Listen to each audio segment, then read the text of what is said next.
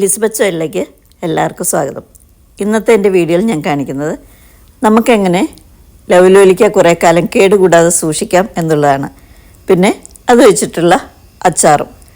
അപ്പോൾ ഈ രീതിയിൽ നിങ്ങൾ അച്ചാർ തയ്യാറാക്കുകയാണെങ്കിൽ നല്ല ടേസ്റ്റ് ആയിരിക്കും. സാധാരണ ലവലോലിക്ക അച്ചാർ ഇടുന്ന ടേസ്റ്റല്ല, അതിൻ്റെ ഇരട്ടി രുചിയാണ് ഇതുപോലെ അച്ചാറിട്ടാൽ. അപ്പോൾ ഇതെങ്ങനെയാണ് സൂക്ഷിക്കുന്നതെന്നുള്ളത് ഞാൻ കാണിച്ചു തരാം. അപ്പോൾ നമ്മളപ്പോൾ പഴുത്ത ലവലോലിക്കയാണ് കേട്ടോ ഇതിന് നല്ലത്.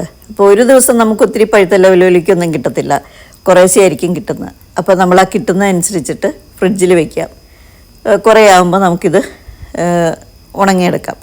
എങ്ങനെ ഉണങ്ങണമെന്ന് വെച്ച് കഴിഞ്ഞാൽ ഈ ലവലോലിക്ക നല്ല കഴുകി വൃത്തിയാക്കിയതിന് ശേഷം നമ്മളിതൊന്ന് കട്ട് ചെയ്യണം. രണ്ടായിട്ട് കട്ട് ചെയ്യാം. ഞാൻ രണ്ട് രീതിയിൽ ഈ ലവലോലിക്ക ഉണക്കി നോക്കിയിട്ടുണ്ട്. ഒന്ന്, തിളച്ച വെള്ളത്തിലേക്ക് ഈ ലവലോലിക്ക ഒന്നിടും, ഒരു 10 മിനിറ്റ് വെച്ചതിന് ശേഷം അത് ഊറ്റിയെടുത്തിട്ട് രണ്ടായിട്ട് കട്ട് ചെയ്ത് ഉപ്പ് തിരുമ്മി ഉണക്കും. പിന്നെ വേറൊരു രീതി, ഈ പഴുത്ത ലവലോലിക്ക നല്ലപോലെ കഴുകി വൃത്തിയാക്കിയതിന് ശേഷം അത് കട്ട് ചെയ്തിട്ട് ഉപ്പ് തിരുമ്മി ഉണക്കും. അപ്പോൾ രണ്ട് രീതിയിൽ ഞാൻ ചെയ്തതിൽ അതിൽ എനിക്ക് കൂടുതൽ നന്നായിട്ട് തോന്നിയത് ഈ തിളച്ച വെള്ളത്തിലിടാണ്ട് ആ പഴുത്ത ലവലോലിക്ക അതുപോലെ തന്നെ കട്ട് ചെയ്ത് ഉപ്പ് തിരുമ്മി ഉണക്കുന്നതാണ്. കട്ട് ചെയ്ത് വെച്ചിരിക്കുന്ന ലവലോലിക്കയിലേക്ക് കുറച്ച് ഉപ്പ് ചേർത്ത് കൊടുക്കാം. ഒത്തിരി ഉപ്പൊന്നും വേണ്ട, അതിന് കൂടണം. ആ പാകത്തിനുള്ള ഉപ്പിട്ടിട്ട് നല്ലപോലെ ഒന്ന് മിക്സ് ചെയ്തെടുക്കാം. അത് കഴിഞ്ഞിട്ട് നമ്മളൊരു പായിൽ ഉണങ്ങാൻ വയ്ക്കുകയാണ്, പുറത്ത് വയ്ക്കണം. നല്ലപോലെ നിരത്തിയിടണം. അപ്പോൾ ഒരു വെയിലൊക്കെ കൊള്ളുമ്പോഴത്തേക്ക് ഒരു ദിവസത്തെ നല്ല വെയിൽ വേണം കേട്ടോ. ഒരു ദിവസത്തെ വെയിൽ കൊള്ളുമ്പോൾ ഒന്ന് വാടിക്കിട്ടും. പിന്നെ ഇത് തന്നെ പിറ്റേ ദിവസം വയ്ക്കുക. അങ്ങനെ ഒരു 4-5 ദിവസം ആകുമ്പോഴത്തേക്കും ഈ ലവലോലിക്ക നന്നായിട്ട് തന്നെ ഉണങ്ങിക്കിട്ടും. അല്ലെങ്കിൽ അതിൽ കൂടുതൽ 5-6 ഒക്കെ വയ്ക്കാം. അപ്പോൾ നല്ല ഇതുപോലെ നല്ലവണ്ണം ഉണങ്ങി വരണം. അപ്പോൾ അത് കഴിഞ്ഞിട്ട് നമുക്കിതെടുത്തിട്ട് സൂക്ഷിച്ച് വയ്ക്കാം. പുറത്ത് വയ്ക്കരുത്. ഒന്നിൽ ഫ്രിഡ്ജിൽ വയ്ക്കാം, അല്ലെങ്കിൽ ഫ്രീസറിൽ സൂക്ഷിക്കാം. എന്നിട്ട് ആവശ്യമുള്ള സമയത്ത് നമുക്കിത് എടുത്ത് അച്ചാറിടാം. അത് നല്ല ടേസ്റ്റാണ് കേട്ടോ. നമ്മൾ വെറുതെ പച്ചയ്ക്ക് അച്ചാറിടുന്ന പോലെയല്ല ഇത്. ഈ ഉണക്കി ഇടുമ്പോൾ അതിൻ്റെ ഇരട്ടി രുചി വരും. ഇപ്പോൾ തീർച്ചയായിട്ടും ഇപ്പോൾ ലവലോലിക്ക എല്ലാവരുടെയും വീടുകളിലുള്ള മിക്കവാറും വീടുകളിലുണ്ട്. വെറുതെ വീണ് പോവുക, ആരും ഇതൊന്നും ചെയ്യാറില്ല. അപ്പോൾ ഇതുപോലെയൊക്കെ ഒന്ന് ഉണക്കിയിട്ട് നിങ്ങൾ അച്ചാറിട്ട് നോക്കണം. ഇനി നമുക്ക് അച്ചാറുണ്ടാക്കാം. അതിനായിട്ട് 2 കപ്പ് ഉണങ്ങിയ ലവലോലിക്ക വേണം. പിന്നെ 5 table spoon Kashmiri chilli powder, 4 ball വെളുത്തുള്ളി. വെളുത്തുള്ളി ഒത്തിരി ചെറുതാക്കണ്ട, 2ആയിട്ടോ 3ആയിട്ടൊക്കെ ഒന്ന് കട്ട് ചെയ്താൽ മതി. പിന്നെ 3 ഇഞ്ച് നീളത്തിൽ ഇഞ്ചി, അത് കനം കുറച്ചരിഞ്ഞത്. പിന്നെ കുറച്ച് കാന്താരിമുളക് വേണം. കാന്താരിമുളക് ഉണ്ടെങ്കിൽ നല്ലത്, ഇല്ലെങ്കിൽ പച്ചമുളകായാലും മതി. 1 ടീസ്പൂൺ മഞ്ഞൾപ്പൊടി, 1/2 ടീസ്പൂൺ ഉലുവ, 1/2 ടീസ്പൂൺ കടുക്, 1 ടേബിൾ സ്പൂൺ കായം, കുറച്ച് ശർക്കര പാനി വേണം. അത് മധുരം കൂടാൻ പാകത്തിന് ചെറുതായിട്ടൊരു മധുരം വേണം, കാരണം നല്ല പുളിയുണ്ടല്ലോ ഇതിന്. അപ്പോൾ അതൊന്ന് ബാലൻസ് ചെയ്യാൻ വേണ്ടിയിട്ടാണ്.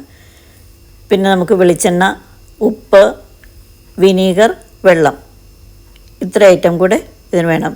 പിന്നെ കറിവേപ്പില. ചൂടായ പാനിലേക്ക് ഓയിൽ ഒഴിച്ചു കൊടുക്കാം. ഇപ്പോൾ തണുപ്പായതുകൊണ്ട് ഓയിലൊക്കെ കട്ടായിട്ടാണ് ഇരിക്കുന്നത്. അപ്പോൾ ആവശ്യത്തിന് ഓയിൽ ചേർത്ത് കൊടുക്കാം. ഇപ്പോൾ ഞാൻ നല്ലെണ്ണ അധികം ഉപയോഗിക്കാറില്ല, കാരണം ചില നല്ലെണ്ണയ്ക്കൊക്കെ ഒരു ടേസ്റ്റ് മാറ്റമുണ്ട്. അതുകൊണ്ട് ഞാനിപ്പോൾ വെളിച്ചെണ്ണ തന്നെയാണ് അച്ചാറൊക്കെ ഇടാറ് കേട്ടോ. ഓയിൽ ചൂടായി വരുമ്പോൾ നമുക്കതിലേക്ക് എടുത്ത് വെച്ചിരിക്കുന്ന കടുക് ഉലുവയും ചേർത്ത് കൊടുക്കാം. കടുക് ഉലുവയും പൊട്ടിക്കഴിഞ്ഞ് നമ്മളതിലേക്ക് അരിഞ്ഞു വെച്ചിരിക്കുന്ന ഇഞ്ചി, വെളുത്തുള്ളി, പച്ചമുളക്, കറിവേപ്പില ഇതെല്ലാം ചേർത്ത് കൊടുത്ത് ഒന്ന് വഴറ്റിയെടുക്കാം. നമ്മളിതിൽ ഉപ്പിപ്പോൾ ചേർക്കുന്നില്ല കേട്ടോ, ലാസ്റ്റ് ചേർക്കുന്നുള്ളൂ. വേണമെങ്കിൽ മാത്രം ചേർക്കാം, കാരണം നമ്മളിത് ഉപ്പിട്ട് ഉണങ്ങിയതാണല്ലോ, അതുകൊണ്ട് തന്നെ ഇതിൽ കുറേ ഉപ്പുണ്ടാവും. പിന്നെ നമുക്കിതിലേക്ക് 1 ടീസ്പൂൺ മഞ്ഞൾപ്പൊടിയും കൂടെ ചേർത്ത് കൊടുക്കാം. എന്നിട്ട് കുറച്ച് നന്നായിട്ട് തന്നെ വഴറ്റിയെടുക്കാം. ഫ്ലെയിം കൂട്ടി വയ്ക്കാം.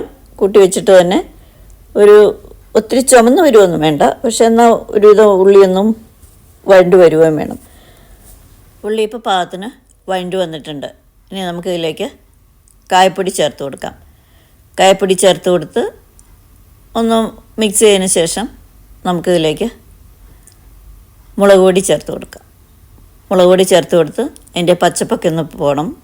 കുറച്ച് സമയം ഒന്ന് വഴറ്റിയെടുക്കാം. അപ്പോൾ മുളക് പൊടി നന്നായിട്ട് മൂത്തിട്ടുണ്ട്.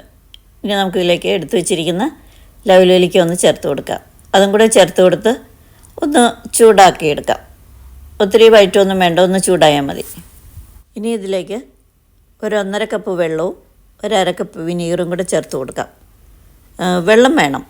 പിന്നെ നമ്മൾ വെള്ളവും വിനീഗറും നന്നായിട്ട് ഇതിൽ കിടന്ന് തിളയ്ക്കണം കേട്ടോ, എന്നാലാണ് അത് പൂക്കാതെയൊക്കെ ഇരിക്കുകയുള്ളൂ. നമ്മളിപ്പോൾ വെള്ളം ഇട്ട് തിളപ്പിച്ചു, പിന്നെ ലാസ്റ്റ് വിനീഗർ അങ്ങ് ഒഴിച്ചു, അങ്ങനെയൊക്കെ ആകുമ്പോൾ ചിലപ്പോൾ പൂത്തു പോകും. ഈ വെള്ളവും വിനീഗറും ഒന്നിച്ച് കിടന്ന് നല്ലപോലെ തിളയ്ക്കണം.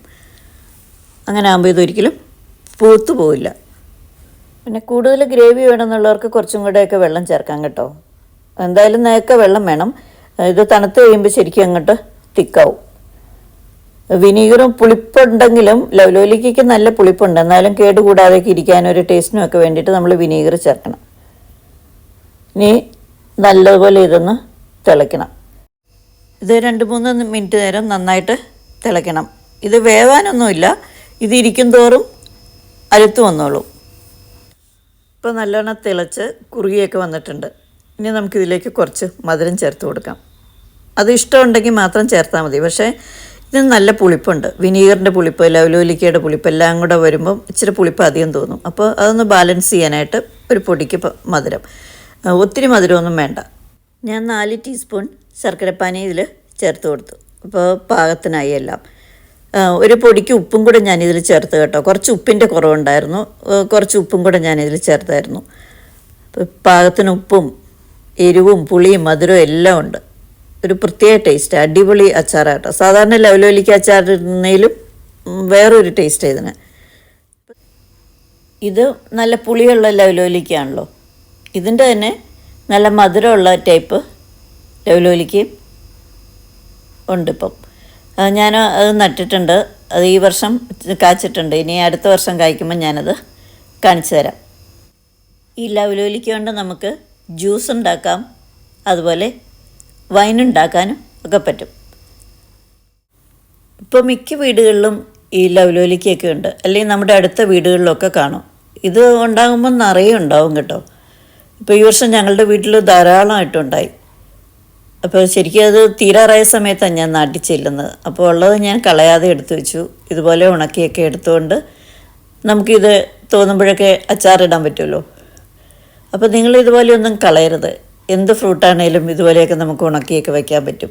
ചക്കപ്പഴമായാലും മാമ്പഴമായാലും എല്ലാം. അപ്പോൾ കഴിയുന്നത് നമ്മളിതൊന്നും കളയാതെ സൂക്ഷിക്കണം. വിഷമില്ലാത്ത ഫ്രൂട്ടൊക്കെയാണല്ലോ ഇത്. പുറത്തുനിന്നൊക്കെ വാങ്ങുമ്പോൾ നമുക്ക് വിശ്വസിച്ച് വാങ്ങാനും പറ്റത്തില്ല. അപ്പോൾ എല്ലാവരും ഇതൊക്കെ ഒന്ന് ട്രൈ ചെയ്ത് നോക്കണം. ഇന്നത്തെ വീഡിയോ എല്ലാവർക്കും ഇഷ്ടമായി ഞാൻ വിചാരിക്കുന്നു. അപ്പോൾ എല്ലാവരും എൻ്റെ ചാനൽ കാണണം, സപ്പോർട്ട് ചെയ്യണം. പുതിയ വീഡിയോയുമായി വീണ്ടും കാണാം.